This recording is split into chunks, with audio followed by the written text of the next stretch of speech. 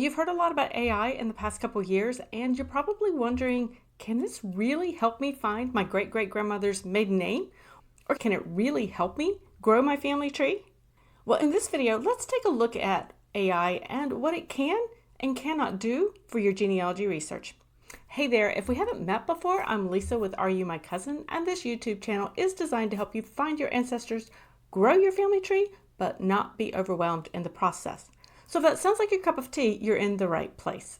Now, artificial intelligence or AI has been around for a while now, and many genealogy researchers have either started to explore and use it in their genealogy research or really maybe start tiptoeing up to it and thinking, is this really going to help my genealogy research? Is this really going to be worth learning this tool to help me grow that family tree a little bit more? So I wanted to take a little bit of time and talk with you about, in this video, about how AI can help you in your genealogy research, what it can actually do, and what it cannot do.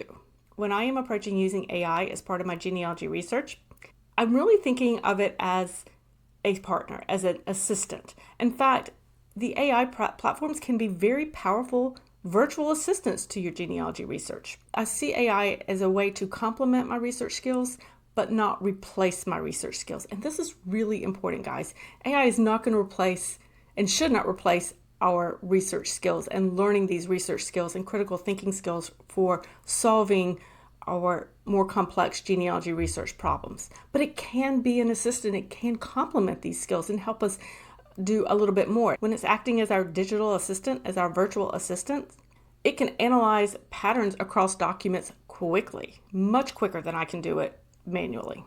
It can suggest perhaps overlooked types of resources that I might not have looked for. It can help me brainstorm new theories for how to solve a genealogy brick wall problem. It can help us connect seemingly unrelated clues into an actual research path forward. And of course, one of the things I think more common uses that we are familiar with is that it can take the genealogy data, it can take the facts that we put in and create family narratives to help share our family history with future generations. Now, if you are not familiar with the AI platforms that are out there, there are many, that's for sure. And so some of the more common ones that I have used, that I see some of my genealogy colleagues using, would certainly be, number one, ChatGPT. We see that quite frequently being used, one of the more popular, commonly known ones. Gemini, which is Google's version. There is Claude, which is another, spelled just like the man's name. There is Copilot, that's Microsoft's AI platform, as well as there's another platform out there called Perplexity. Now, these are 5 of the ones that are out there, and I have actually worked and used each of these as well. Now, primarily, I will tell you that I typically use ChatGPT and Claude. Those are the 2 main ones that I use most often, but I will tell you they all are fantastic platforms. Most of them do have free and paid versions. The free versions will typically suffice for my genealogy research needs. However, sometimes the free versions on these platforms will limit, say, how many prompts you can do, or have some limitations that will kind of slow you down if you have a long research session ahead of you. For full disclosure, I do use the paid version of Claude and I use the free version of ChatGPT most often. Now, I am curious, have you used AI yet in your genealogy research?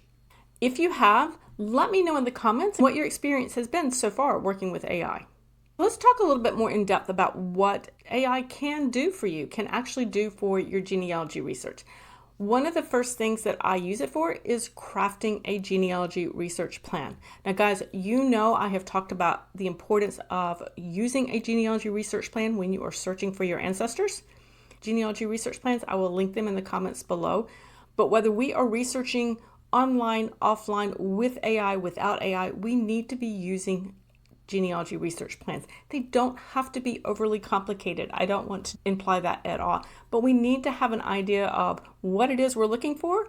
AI can absolutely help you create your genealogy research plan. It can help you organize your research project.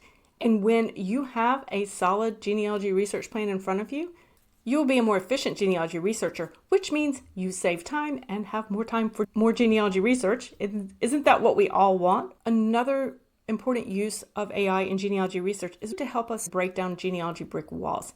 I do that by using AI, going into the prompts. I essentially tell it what I already know. And then I ask it to help me brainstorm theories. What are some theories that I can create? What are some theories as to why I can't find that ancestor? What are some other places or overlooked records I may have missed in previous research sessions?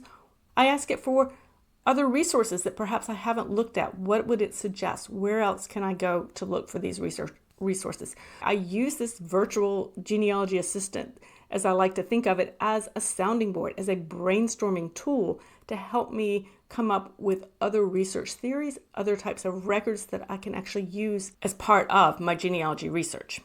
Another thing that AI can do for us as genealogy researchers is uncovering social history that we can use as part of our genealogy research plan. And understanding the social history as it impacts our ancestors allows us to really put our ancestor in context, to understand their life, to understand what they were experiencing in a specific time and a specific place. What were the factors? What were the influences that were impacting the decisions that they made? And that will help us to understand a little bit more about our ancestor, what they did, why they did it, and perhaps other types of records we may not have considered that they would have created. The fourth thing that AI can absolutely do for us is help us create and write family stories, family narratives. They can take all of these wonderful finds that we are finding, all of these wonderful stories, and they can put it in a cohesive story. One of the things that I noticed at Roots Tech back in February of this year is a real emphasis on storytelling. Taking the stories that we're finding, on taking the information that we're finding about our ancestors and putting it in narrative form so that we can, one, preserve our family history and family stories, but also so that other generations can interact with that. Many of our younger generations are really entering and getting interested in family history through the family stories. Now, I love digging into the records. I could spend all day in the basement of a courthouse. I can spend hours pouring through census records. But to be honest, my children's generation isn't really into that as much. But if I can start them with a story, if I can tell the stories, that's going to interest them. So AI allows us as researchers to put those stories in a narrative form quickly, more easily, and it helps us to overcome that barrier of, I don't know what to write, or I'm not much of a writer. How would I make this sound right? How do I make this interesting? AI can help us do that. So let's talk for a minute about what AI cannot do. AI does have limitations in what it can do for us as genealogy researchers and for anybody using the platform. Now, one of the questions that I did receive after giving my talk at Roots Tech about AI, and I've heard this from others as well, is can AI platforms, can they access original records? And the short answer is no. It cannot access records behind a paywall or a membership wall or, say, any type of those privacy walls. So it does not access original records. In other words, it can't access a subscription site, records on a subscription site like Ancestry.com. It cannot access records, state records at an archive type thing. So it does not get you to those original records. Another limitation we need to keep in mind about AI is that it may not be keeping up with current sources. Now, they've gotten a lot better with this as these platforms have progressed, but many of the AI models can have cutoffs on dates so that the model does not know information that was recently published. So it will be important to know what the time limitations are on the records that your AI model can actually base its answers on. So I would encourage you, for the AI platform that you use or the one or two that you typically use, check for the knowledge cutoff dates to make sure that you are interpreting AI's results correctly. Now, I touched on this a bit earlier, but what I do want to say is that one of the limitations when it comes to AI is that it cannot replace you. It cannot replace your research skills. Now, one of the limitations that I think we are all familiar with when it comes to AI is that it can get it wrong sometimes, as we know. It can make mistakes, or if it doesn't know an answer, it can actually make something up. And so I think it's very important that we understand that AI is a tool for us. If you want to visualize it as your virtual genealogy assistant, that's great. But recognize that it is not infallible. We need to make sure as genealogy researchers, we have a good set of research skills so that we can recognize when the AI is giving us an answer that is incorrect. Now, similar to that, one of the limitations from a genealogy perspective for us is that AI cannot replace what I like to call your genealogy gut, that sixth sense of something isn't quite right. I think if you have been researching genealogy for any length of time, you know that family, but AI doesn't know the family, isn't able to maybe take in some of the cultural norms for that particular family, that particular location, and how social norms may impact your genealogy research. So I think it's important that we have a solid set of research skills, but that we also trust ourselves, trust that genealogy gut. If something isn't quite right or it's not sitting quite right with the responses you're getting, probe more and dig a little deeper. Some things to keep in mind when you are using these AI platforms: one, verify the information. Don't accept it as fact unless it's pulling information from a reliable source. And if you're not really sure, ask AI to prove it. Ask AI to give you the source citation for where it's pulling the information. Just like you would another genealogy researcher, ask AI, all right? You've given me this fact. Tell me, where did you get it? What is your source? How do you know this to be true? So make it prove it to you. Being specific with prompts is also going to be very helpful when it comes to your genealogy research. If you are watching this sometime in the future after April 2025, then I will have links in the description below to some of my other videos on using AI and writing effective prompts to get the best results.